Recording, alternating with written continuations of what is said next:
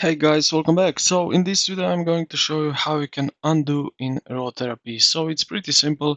What you need to do is just you can use shortcut Control Z, or on Mac you can use CMD plus Z, or for redo you can use Control Y, and also the same on Mac, CMD Y.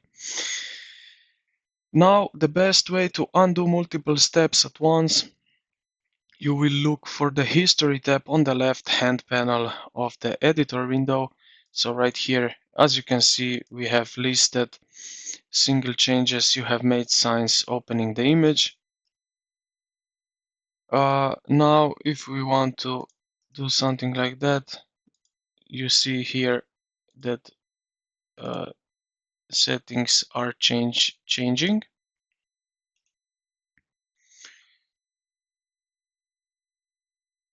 So to go back, simply click on any previous step in the list. The image will instantly revert to that exact state.